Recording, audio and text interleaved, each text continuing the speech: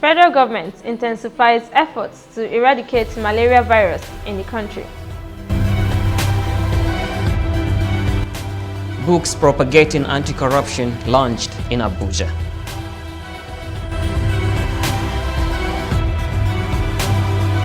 Foundation laying ceremony of the Halal Children's Home in Abuja.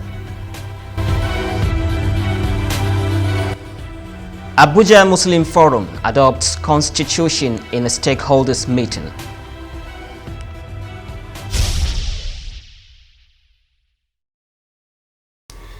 Assalamu alaikum warahmatullahi wabarakatuh. Welcome to iMedia News. I am Toibat Anifowoshe. And I am Muhammad Bashir. Assalamu alaikum warahmatullahi wabarakatuh. The news in details. A civil servant of the Bureau of Public Enterprise BPE, Hajia Amina Tukur Uthman, has launched 2 books aimed at sensitizing public against corruption, which is the recent campaign in the country. The book launching took place in Abuja. More reports from our correspondent, Ridwan Abdullah. In order to intensify war against corruption in the country, a twin book was presented to the public titled Rebirth of Conscience and Know About Corruption by Hajia Amina Tukur Uthman, a seasoned writer and a civil servant in the Bureau of Public Enterprise in Abuja. The book launched at Musa Yar'Adua Center was chaired by Governor Malam Nasiru Rufai of Kaduna State. Also in attendance were Dr. Yusuf Maitama Sule, Emir of Kano State, Malam Sanusi Lamido, represented Minister of Information, Culture and Tourism, who was represented by the DG NTA, among others. In the welcome address, the chairman of the occasion, Malam Nasiru Rufai, congratulated the author of the book for her persistence in writing educational and enlightening books propagating integrity of members of the public. I'm very proud of the author Amina Tukur Uthman. I have seen her grow from the time we hired her as an entry-level employee in the BPE. Since then, she has authored many books, particularly educational books that are targeted at enlightening and educating young people. The keynote address was delivered by the guest speaker, Dr. Yusuf Maitama Sule, who urged Nigerians to cherish the culture of the land as it is capable of strengthening our national unity. One thing that will help us to achieve our objective is culture, is the manners and mannerism, the customs and the costumes, the characters and the characteristics, the norms and the values of a society. Culture is the totality of a people's experience. Culture it is that will help us to unite ourselves and to live a decent life. Chapter 3 is on imbibing the culture of standard practices. One postmodern syndrome today in the country is indecent dressing.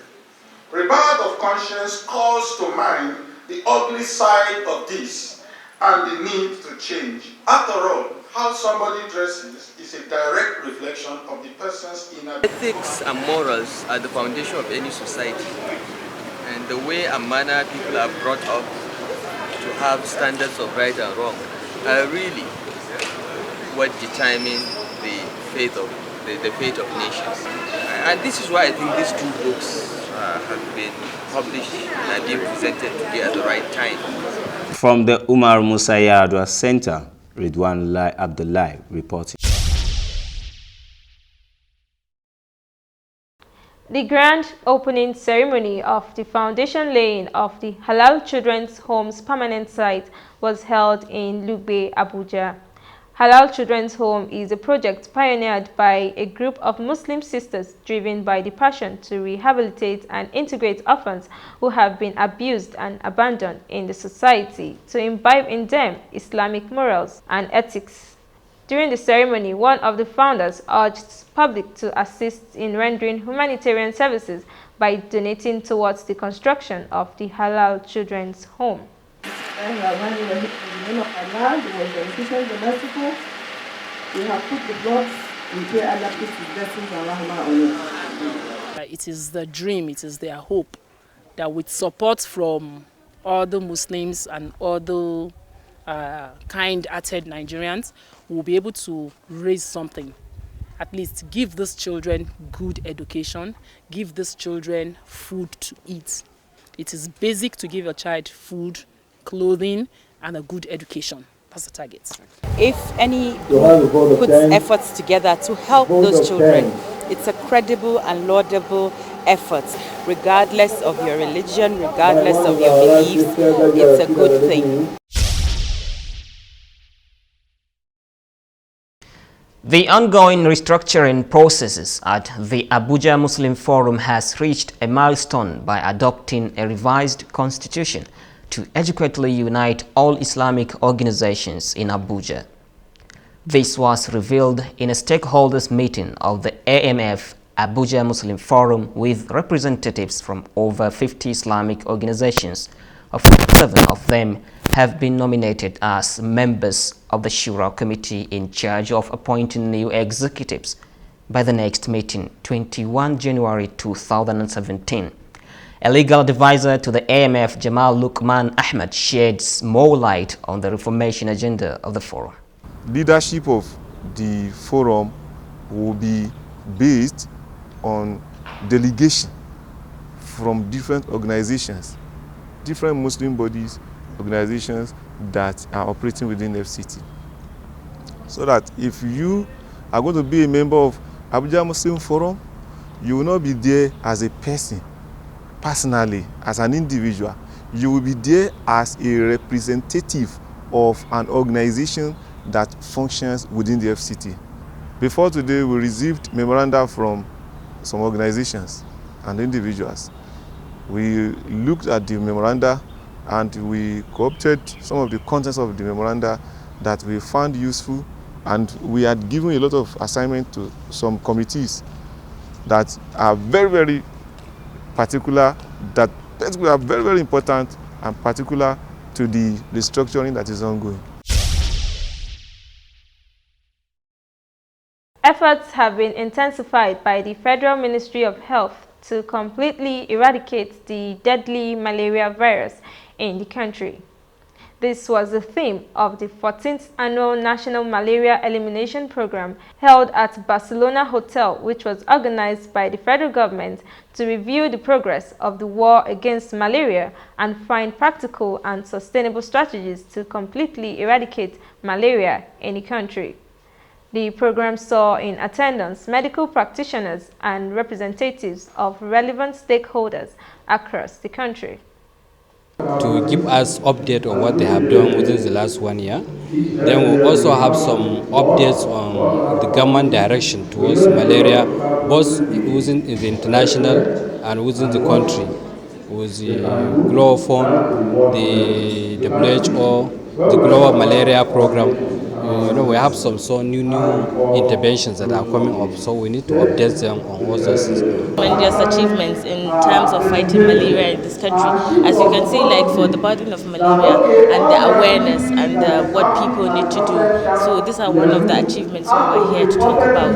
Like now for the monotherapy that we're doing, like in years before, like for malaria, we do all these counterfeit medicines that you just walk into a chemist. But for now, with this implementations and this awareness, we're able to tackle that, we're able to fight that.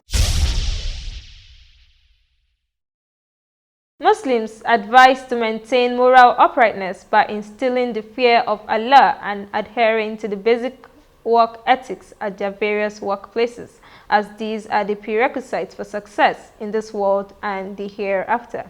This was the central message of the Jummah khutbah delivered by Sheikh Abdullah Ahmed at An-Nur Masjid, Abuja. We need to also know that an individual succeed in his or her job in accordance with the fear of Allah and adhering to codes and ethics of workplace.